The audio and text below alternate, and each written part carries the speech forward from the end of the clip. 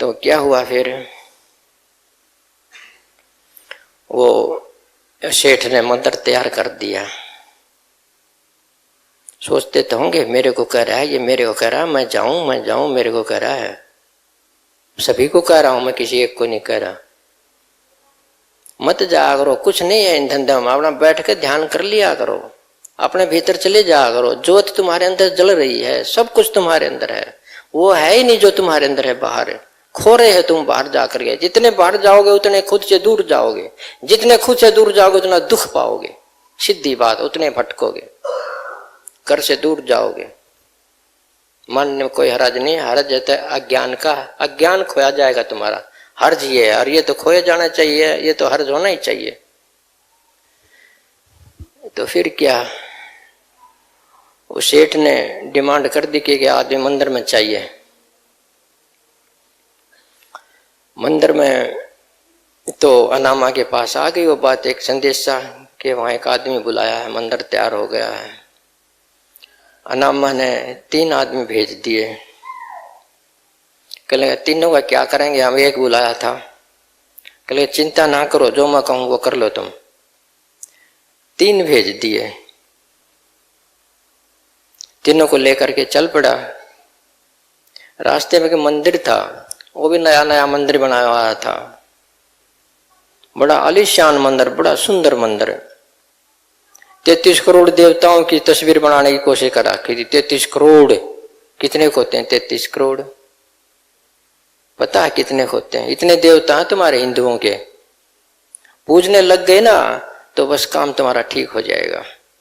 एक ही मुश्किल है पूजना, 33 करोड़।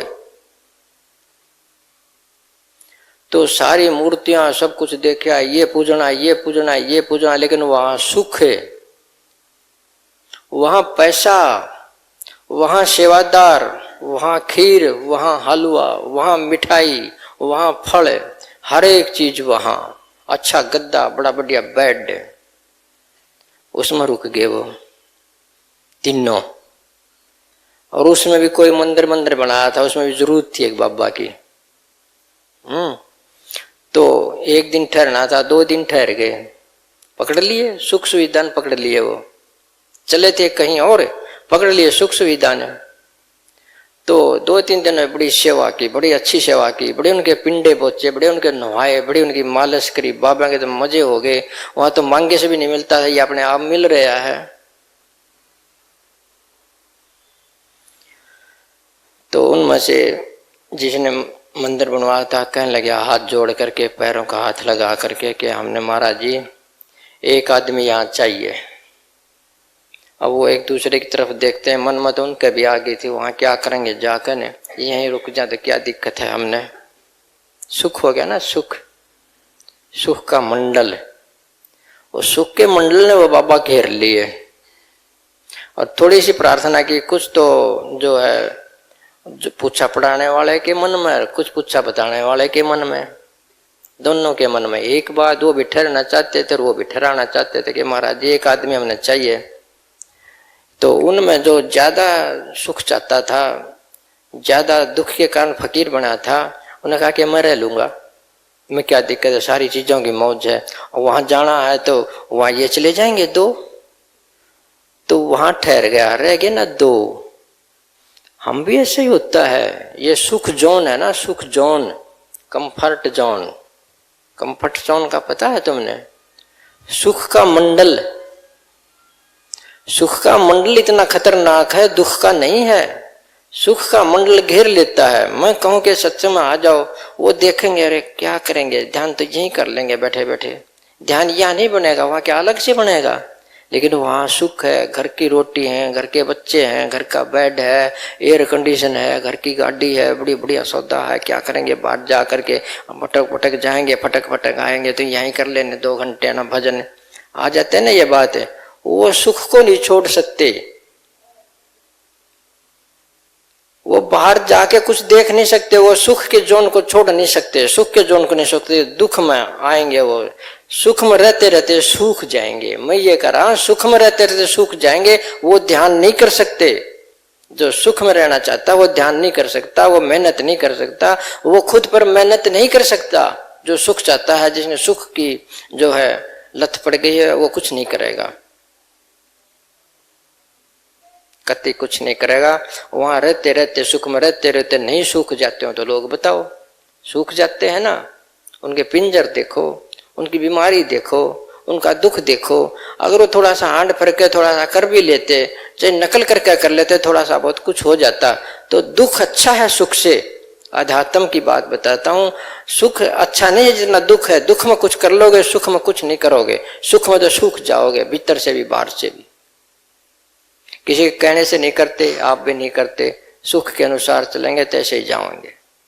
ये सुख जोन है, कंफर्टेबल मंडल है ये, इसमें से निकलना मुश्किल है। चाहता कोई सुख के अंदर से निकलना? नहीं निकलना चाहता ना।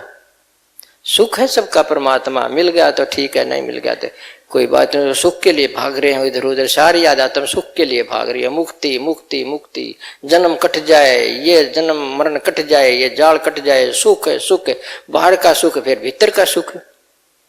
ज्ञान कौन चाहता है? सुख चाहते हैं सब। तो कभी कभी सुख को भी छोड़ दिया करना चाहिए ना। थोड़ा अगर यहाँ दुख दाख होता है तो क्या दिक्कत है। वहां एक बार अंटा की बात है, महाराज जी सत्संग कर रहे थे, तो वह क्या व्यवस्था थी। जब ये नहीं था कि फर्श थे नीचे के, ये जैसे हमने बेचारा कैसे थे, वो पराल मंगवा लिया करते, कई कई बग्गी पराल मंगा कर नीचे बिछा देते, उनमें लोट मारते आदमी। जो घर बैठता है गद्दे पर, मखमल के गद्दे पर सराहने तकिया लगा करके, वो पराल में क्यों लेटेगा? वो सोचेगा कि पराल में क्या करेंगे हम, यहाँ सुख है, ध्यान यही कर लेंगे, वहां क्या न्यारा बनेगा, पराल में पड़ के क्या करना हमने। लेकिन ये पता नहीं पराल में क्या मिलेगा।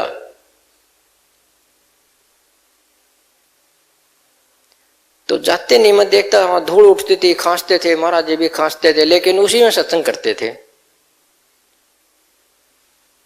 अब तो वो जमाने लद गए कि दुख में भी आदमी जानबूझ के जाता था। और महाराज जी कहा करते, कोई बात नहीं, आज आज प्राण में लौट लो, आखिर में तुमने चैनिया में तो लौटना है, आखिर में तुम्हें पतंगा भी तो लगना है, प्राण के पूड़े से ही तुम्हें आग लगनी है, कोई बात नहीं, पहले लौट लो इसमें। अब ये बात मैं कहूँ आपको, एक प्राण थोड़ी सी डाल दूं, अगले सत्संग में मेरे ख्याल में सुख जोन आपको पकड़ लेगा, वहां क्या करेंगे, वहां दांस उठते हो तो प्राण है। लेकिन मैं प्रवचन किसी भी सुनाता हूँ, प्राण में कोई नहीं आएगा, लेकिन है तो वहीं जहां तुम थोड़ा बहुत दुख उठा सको। दुख उठाना, उसको दुख को कुछ सहन करना ही तो तपस्या है। उसमें तो आपका रूपांतरण होगा, उसे डर जाते हैं। थोड़ा दुख आया, सत्संग छोड़ दिया, थोड़ा दुख आया और कुछ कर लिया, बस मन की मर्जी नहीं हुई, क्या रखा है। ये मन की मर्जी किसी की आज तक पूरी नहीं हुई और कहीं भी नहीं होगी। ये तुम अपने पर थोड़ी चेष्टा से मेहनत करोगे, तुम्हें कुछ ऐसा मिल सके जो तुमको संतुष्ट कर सके, नहीं मिल नहीं सकता। तो एक तो वहां रह गया मंदिर में, सुख में लौट गया। वो सुख है, ये माया रूप है, सुख में लौट गया वो, कुछ नहीं करा।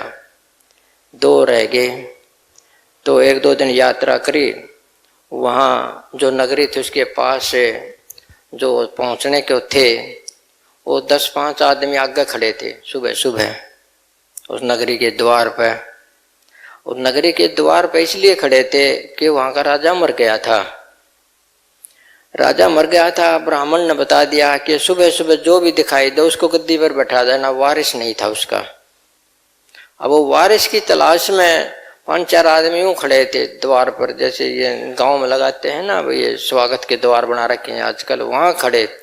और वो 2 बाप भी दिख क्यों ना देखे, बड़ा मजा आ गया आज तो। सुबह सुबह 2 दिख गए, इन्हें एक ने तो बैठावेंगे, बात पूरी होगी। बामण के सुबह सुबह जो आ जाए उसको गद्दी पर बैठा देना। तो घटना एक और घट गई बीच में। वो दोनों बराबर बराबर आ रहे थे, बैठाना एक था। तो कहने लगे भाई ये तो समस्या खड़ी होगी, कौन से का बैठावे गद्दी भाई, दोनों एक साथ दिखाई दे दे, दोनों एक साथ दिखाई दे दे, इनमें से कौन से को बिठावे। दोनों बिठाए नहीं जा सकते, एक ही बैठाया जा सकता है।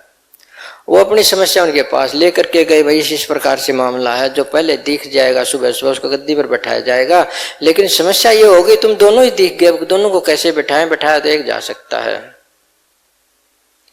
जो थोड़ा सा लूज था उन्होंने कह दिया कोई बात नहीं मैं बैठ जाऊंगा, सीधा ही कह दिया मैं बैठ जाऊंगा। जिसने जाना था वो कहने लगे ना हम तो इसको बिठाएंगे। जिसने नहीं बैठना था उसको कहने लगे हम बिठाओगे इसको, तेरे को नहीं बिठाते, तो कह रहा मैं बैठ जाऊंगा, तेरा पता क्या, तू तो अपने आप करा। दूसरे कहने लगा मैं नहीं बैठता, मैंने तो अपने लक्ष्य पर जाना है, इसी को बिठा लो। जिसने बैठा रहे थे वो नहीं बैठा, जिसको राजगद्दी दे रहे थे वो नहीं बैठा, जो कह रहा था मैं बैठूंगा उसी को बैठाना पड़ा। कौन बैठेगा? जिसने लक्ष्य है, जिसने दूर जाने का लक्ष्य है, कौन बैठेगा गद्दी पर? वो मना करता है कि मैं नहीं बैठता, मैं नहीं चाहता सुख, मैं नहीं चाहता राड़ियों का सुख, मैं नहीं चाहता धन दौलत, मैं नहीं चाहता राजपाट, कुछ नहीं चाहता, मैं नहीं चाहता कुछ भी सिवाय उस मंदिर में जाके रुकूंगा। तो एक वहां रह लिया, रहते ना ऐसे ही हम सब एक कहीं पहुंचा वहां पर। यही मैं कह रहा हूं, रास्ते में इतने जो आकर्षण आते हैं, ऐसी परिस्थिति आते हैं, ऐसी हालात आती हैं, आदमी रह ही लेता है। कोई कोई माई का लाल है जो पहुंच जाता है, जो लक्ष्य रखता है, जो खुद पर मेहनत करना चाहता है वो पहुंच जाएगा, जो जीवन में कोई लक्ष्य रखता है वो पहुंच जाएगा, जो लक्ष्य नहीं रखता वो नहीं पहुंच सकता।